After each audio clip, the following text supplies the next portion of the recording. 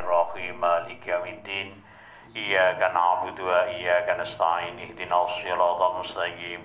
Siratal ladzina an'amta 'alaihim ghairil maghdubi 'alaihim waladdallin. Rabbi ighfirli wa liwalidayya amin ya rabbal alamin. Bismillahirrahmanirrahim. Alhamdulillahi rabbil alamin. Wassalatu wassalamu ala sayyidina wa maulana Muhammadin wa ala alihi wa ashabihi wa tabi'in lahum bi ihsanin ila yaumiddin. Amma ba'du wal maqalatu tasi'atu utawi pangendikan maqalah kang kaping 9 niki ya. Iku kala ngendika sapa Bazar Jamhar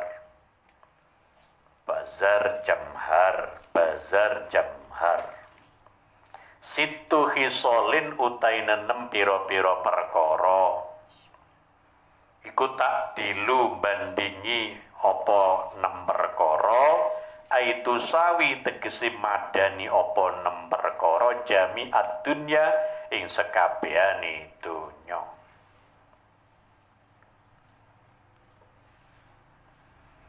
Ai amti'ataha tegese pira-pira bondo dunya wa amwalaha lan pira-pira arta dunya. At-ta'amu siji iku panganan almari'u kang enak. Ai ladzi itu tegese enak lezat. Wal waladulan anak as-solihu kang soleh. Ya apa anak ingkang soleh yaiku albarru kang bagusi biwalidayhi kelawan wong tuwa lurune. Wa zaujatulan bojo wadon as-solihatu kang solihah. Al-muwafiqatu kang taat ailati tegese wong wadon tuti'u kang bekti wadon niku Allah ing Gusti Allah wa zaujaha lan bojo wadone bojone wadon wal kalamu lan guneman al muhkamu kang den kokohake ilmut nu tegese den kokohake alladzi la yataghayyaru kang ora owah apa kalam. Wa kamalul akli lan sampurnane akal. Ngaten nggih wonten menika makalah ya, ingkang kaping 9 Syekh Bazar Jamhar menyatakan ada 6 hal ya, ada 6 hal 6 perkara yang dapat menyamai kenikmatan duniawi. Wah, ngukur nikmati donya kula panjenengan sedaya ditingali dugi menika 6 perkawis niki. Apa itu? Yang pertama adalah makanan yang lezat. Titiang niku lek nedha panganane enak, rasane sak donya kaya dijeni ngono. Kadang polahe segeri, polahe pedese, ngono ta? Lekoh mangan sampai umbele metu. Keringete drotos apa drowos.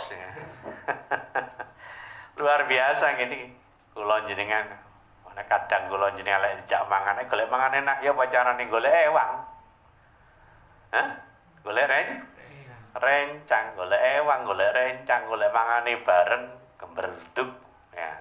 Senajan kadang sederhana tapi dinikmati wong akeh gitu. Akhirnya mulai kadang ngangeni mangan bareng napa jenenge kenduren gitu. Kayak model sampean-sampean lagi pas mriki nang kenduren ya. Sak bagi wong sekawan gangsal nggih. Kadang ya tangane padha njogok bareng dibadak pangane kancane jogok kancane. Kadang sak idune kancane katut pisan ngono. Masya Allah, kenikmatan makan yang lezat luar biasa, Masya Allah. Ya, ini. Indahlah kalau kula panjenengan sedaya duwe rezeki kancane dijak menikmati ngoten. Lah apa acara apa? Manganan. Kaya donya kan tunggale lho nah, dijeni ngono. Yang kedua adalah anak yang salih, Masya Allah. Jadi al-waladus salih, anak yang salih. Makanya ada yang menyebut bahwa anak itu adalah investasi. Investasi ini bapak, investasi ini orang tua, ayah, ibu punya anak solih-solihah, luar biasa. Ya ini kula panjenengan saya pada saat-saat tertentu, ya. Mular nang Allah, munajah nang Allah, kepingin duwe yoga anak ingkang solihah, diewangi tirakat, diewangi nyedhek nang Allah, diewangi poso, diewangi ngalah, ya. Kepingin duwe anak solihah, didongak-dongakno, dijaluk-jalukno donga nang guru nang kiai. Ya, kula sering matur kanca-kanca. Atus jodoh niku angel, golek bojo ku angel. Lah sedhe bojo di rumah rambut angel maneh kepengin gadah yoga. Gadah yoga sing kang solihah angel malih. Allah paring anugerah tuh ya anak solihah luar biasa, yaitu investasi yang paling mahal. Al-waladus solih al-barru liwalidayhi, ya, yang berbakti kepada kedua orang tuanya, mendidik itu yang mahal. Maka kula sering maringi tausiah teng lari-lari. Apa cita-cita kalian yang tertinggi? Cita-cita kalian yang tertinggi kepingin nyenengno wong tuwa. Jadi punya cita-cita ingin membahagiakan kedua orang tua, baik waktu hidup maupun sudah wafat. Mulai pungpumakne si urip, ya. Seneng rawon, tukono rawon jangan kayak buko, tuane seneng kucur, ya, tukono kucur kangen, ya. Oh nang wis lockdown ini total kucur. Hati niat ingsun nyenengno wong tuwa. Usai sholat jangan sampai lupa baca Fatihah, ditujokno nang wong tuwa, khususon ila abi wa ummi, gitu. Ya Allah, Fatihah hadiah dateng mak kula, bapak kula. Usai sholat, bangun malam juga demikian. Kalau ada waktu-waktu tertentu yang kita khususkan, wudu, madunatan sholat birrul walidain. Nah, sholat memang diperuntukkan untuk kedua orang tua. Hadiah sholat diperuntukkan kedua orang tua. Ya, kapate ungsum, ya diungsumno. Lah kula jenengan jangit cek ditiru anake mene-mene sholat 2 rakaat kanggo kula panjenengan selaku wong tuwa. Itu keindahan. Jadi anak itu aset, ya. Maka kita permak sebaik mungkin supaya anak itu berbakti kepada Allah, berbakti kepada orang tua. Anak yaitu tugas kula panjenengan sedaya. Dimulai dari mana memproduk anak supaya anak jadi solihah. Ya dimulai dari cari jodohnya. Jadi golek bojo pancen sing bisa melahirkan, memproduk anak yang solihah. Dilanjut dengan rezeki yang halal. Dilanjut dengan bidu'ail walidain. Begitu kata Imam Syafi'i. Masya Allah. Ini jamaah rahimakumullah. Kemudian yang ketiga ini apa ini? Wazaujatus solihatu. Istri yang solihah, al-muwafiqatu allati tuti'ullaha wa zawjaha, istri yang solihah yang taat kepada Allah dan suaminya. Nah, itu pun akan menjadi harta yang paling mahal. Jadi Kalau seorang suami ditanya orang, apa harta bendamu yang paling mahal? Ya istri yang solihah. Dari istri solihah lah akan melahirkan anak solihah. Ya itu. Mulai dirumat ramut bangga dengan istrinya. Jadi duwe bojo iku seneng. Ya, dirumat, diramut, ya, dipernak-pernak, no direken, bahkan supaya dia dalam kondisi sehat walafiat. Makanannya, asupan istri pun usahakan yang terbaik supaya nanti melahirkan generasi yang terbaik pula. Ya, pun ngantos gak ada bojo, lesu, lemah, sabda akhirnya. Garwane sing hamil itu usahakan asupannya yang cukup supaya nanti anak yang dikandung, kalau sekarang masih janin lah, itu lahir anak yang kuat, kokoh, segar. Usahakan perempuan selalu dalam kondisi senang, wajahnya sembringah. Hati anak ya cek ketinggal napa? Sumeh ya karena makne waktu hamil utawa niku kok murung mawon, susah mawon, cemberut mawon, mulai anak lahir mencoco ae. Ikhtiar. Syukur-syukur kalau suaminya mau mendidik sendiri. Walaupun perempuan itu sudah pernah ngaji, pernah mondok, kalau mau ikut ngaji ke suaminya, ya luar biasa. Walaupun sekedar baca Al-Quran. Makanya kadang ya, tentang yang nikahan niku, gitu, mas kawinin apa? Ya, seperangkat alat sholat, kitab suci Al-Quran, dan uang 1 miliar. Mesti bojone cenger, tenang ya. Lana klutik. Seperangkat alat sholat Al-Quran, duit klutik 200.000. Aduh cak, tolong urun aku sampai mati. Masya Allah, ada baiknya mas kawin yang dibersamai dengan kitab suci Al-Quran, dikandung maksud suami istri dalam berkehidupan berpedoman pada kitab suci Al-Quran. Dikandung maksud, waktu berumah tangga wajib menyempatkan membaca Al-Quran. Berdua, ya, dengan anak, indahnya luar biasa. Adang bojone melok khotaman ngalor ngidul ki omah atau maca Quran, Adang bojone sing wedok gelek qiraah ngalor ngidul mbok, yo lah ngono.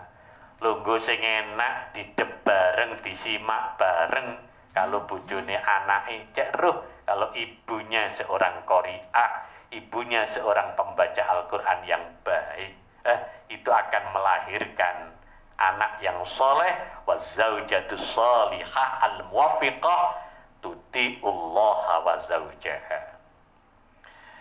Sasadah hadirin hadirat rahimakumullah.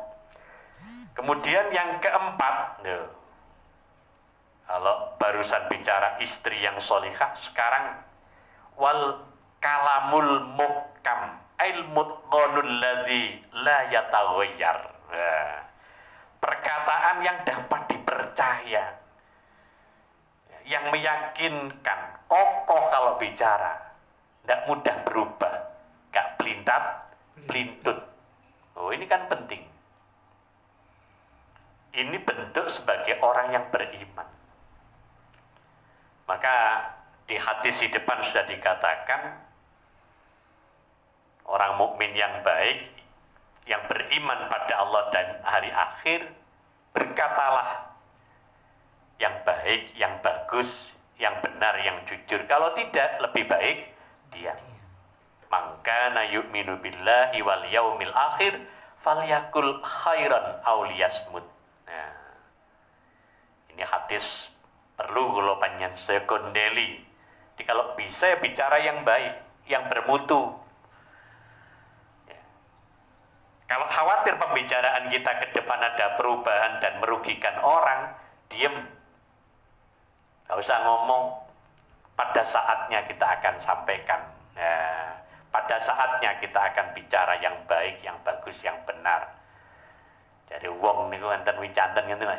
Wong urip wis digondheli ngomongi. Nah, panjenengan yang sudah biasa bertransaksi janji kali klien, janji kali langganan gitu. Napa isi digondheli? Ya omongi. Lek omongi mbek barange gak cocok, gitu. Omongi mbek kenyataane mboten sami. Dicap wong gedabrus. Itu dalam bahasa agama, orang-orang yang demikian disebut orang munafik. Ayatul munafiki salasun idza hadasa kadzaba. Tanda orang munafik 3. Satu, yang pertama adalah kalau berbicara bual, bohong, bijui, ngapusi. Nauzubillahi min dzalik. Nah, kita sering juga mendengar bahwa omongan itu bagian dari doa. Loh, gitu. Jadi pembicaraan itu bagian dari doa. Maka sebisa-bisanya, omongan kita yang baik, yang bagus, karena jadi doa. Masya Allah. Kemudian yang kelima, lah ini mahal ini, wakamalul akli. Ya, akal sehat yang sempurna. Ya, kemarin kita bahas bahwa ad-dinu wal aqlu la dina liman la aqlala. Beragama itu menggunakan akal. Beragama itu menggunakan akal yang sehat. Maka orang yang tidak berakal maka tidak sah beragama. Agama tidak bakal sempurna manakala akalnya tidak sehat pula. Makanya saya menyebut wudu itu ibadah, ya tak? Sholat itu ibadah. Syarat wudu, syarat sholat, di samping Islam balik, tapi al-balihul aqil yang disebut dengan mukallaf. Jadi akal itu punya porsi yang kuat di dalam agama. Nggih. Maka kita punya tugas besar untuk mengasah akal itu. Dengan apa cara kita mengasah akal? Dengan cara ikut belajar, dengan guru, dengan ulama, dengan kiai. Dengan cara apa kita mengasah akal? Dengan baca. Apa? Dengan nulis. Baca nulis ini ngasah akal. Sampeyan cobi kula jenengan sedaya wis suwe gak tau nulis kok nulis. Gitu. Pekiwu, wangel, repot. Makanya Al-Qur'an yang turun pertama kali perintahnya apa? Baca. Karena baca itu mengasah akal. Orang yang sering baca dia akalnya cerdas. Orang yang sering baca jendela dunia manapun dia ketahui. Apalagi dengan menulis, tajam akalnya. Nggih. Maka hampir di setiap sekolahan, dimulai dari PAUD umpamanya, pendidikan anak usia dini, ya, atau disebut dengan PG, Playgroup, RA, TK, guru-gurunya cerdas, pasti pertama kali ngajak bicara, ya, ngajak bernyanyi, ngajak berdoa, dikenalkan kode-kode tulisan, dikenalkan kode-kode angka, dikenalkan lingkungan, walaupun dalam bentuk gambar. Kemudian supaya anak itu akalnya tinggi, wah, nyanyinya juga diajak naik ke puncak gunung. Wah, lewat cilik munggah nang puncak gunung mbele ya. Nah, tapi itulah guru cerdas, gitu. Jadi anak diajak berpikir supaya setinggi gunung, nggak cukup gunung, wah, diajak apa? Jemput bintang, bintang kecil, di mana? Di langit yang tinggi apa yang biru? Apa ini ya Hidayat lurus nggak TKI? Gus Ju barang ini. Ini hebatnya guru-guru kami, guru-guru kita mengenalkan bagaimana mengasah otak anak-anak kita, dimulai dari taman kanak-kanak, Raudhatul Atfal, dia dikenalkan bintang-bintang yang ada di langit. Ini menandakan anak ini arahnya menuju kecerdasan dan ketinggian akal. Mahal itu. Kemudian ditanya, kamu nanti kalau besar jadi apa? Nah, mayoritas ingin jadi pilot, ingin jadi dokter, polisi, ingin jadi polisi, ingin jadi tentara. Jarang, mohon maaf ya, walaupun baik, bagus ya, walaupun bagus, boleh lah. Ya jarang, arek kepingin dadi apa, tukang cukur. Ya walaupun bagus, monggo, ndak apa-apa. Kemudian kalau dalam peran selanjutnya kemudian betul-betul jadi tukang kap salon, ya baik, kok itu ibadah. Nah, kayak kula jenengan saged dipotong wong kan ya. Walaupun dulu ketika tukang potong kita tanya, sampean riyen waktu TK takoni dadi napa? Oh, kula niku pengen dadi pilot. Ini ki iso utek-utek sirahe wong. Bagus. Ya, itulah mengasah otak. Maka kalau diajak bicara orang yang setara, ikuti. Kalau diajak sharing, orang lakukan. Masya Allah, itu kamalul akal. Ya, dulu ada film yang bisa banyak menginspirasi kita dan para pemirsa. Setiap dia ada problem, ada masalah, ya, ada yang menghalangi, gitu, atau sedang dalam keadaan kecelakaan atau sedang dalam kondisi sangat emergensi, dia selalu memberikan jalan keluar, namanya make giver. Saya ingat zaman, wah itu akalnya luar biasa. Walaupun akalnya cerdas, berbeda dengan tukang sulap. Sama-sama solusi, tapi berbeda. Karena sulap itu kalau dibalik jadi palsu.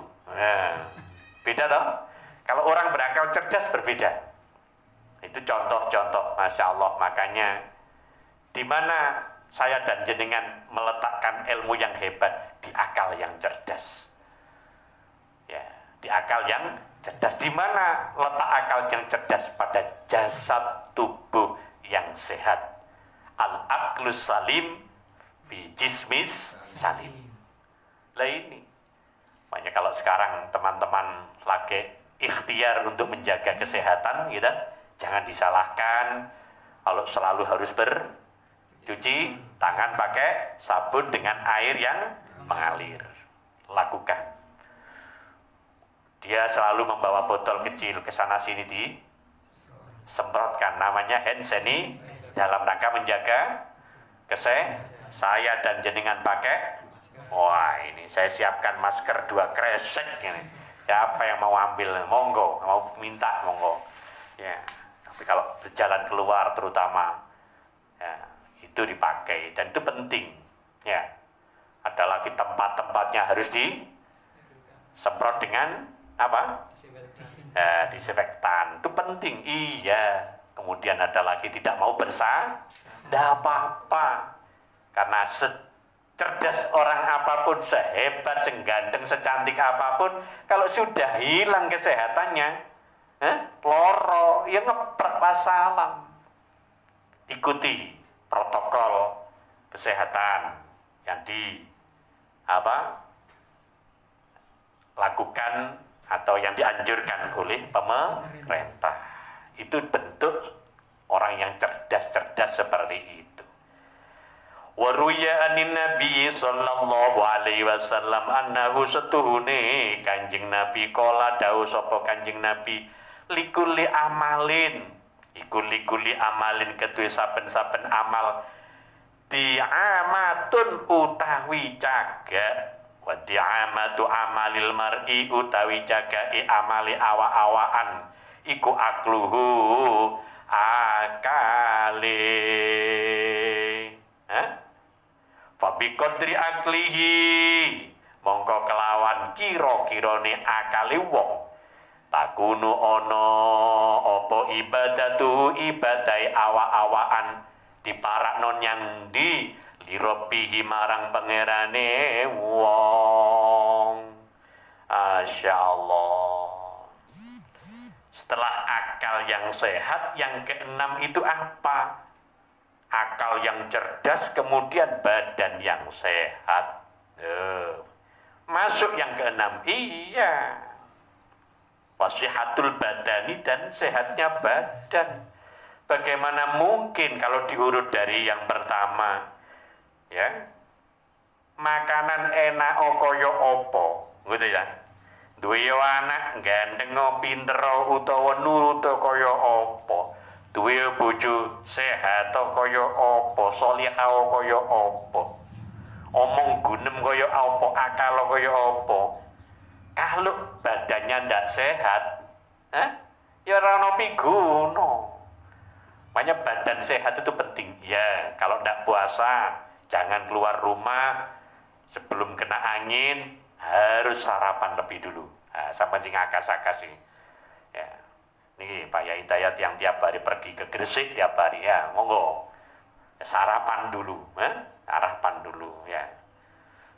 Ustadz ini jangan sampai ngelepret kedisian angin, kedisian angin akhirnya masuk, wayai lah, masuk teh anget lah, ya, kopi lah, ya, puhung telo geduk dah lah, ngoten wayai cawai cai sehat, no, kedisian angin.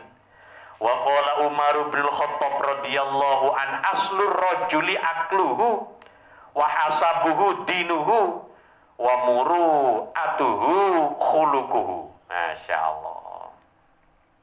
Nih, Sayyidina Umar menyatakan mahkota seseorang adalah akalnya. Dong ganteng tapi kok guyu dewe, itu masalah. Kurang sakon, jadi mahkota seseorang itu adalah akalnya. Derajat seseorang adalah agamanya. Kehormatan seseorang adalah budi pekertinya. Maka akhlakul karimah menempati posisi yang terhormat. Jadi martabat seseorang itu pada etikanya. Sekarang disebut dengan karakternya. Maka para jamaah rahimakumullah, ikhtiar mulia yang dilakukan guru dan kiai kita untuk menjadikan kita manusia yang sempurna, kita ikuti. Insya Allah menjadi orang yang selamat di dini wa dunya wal akhirah. Amin.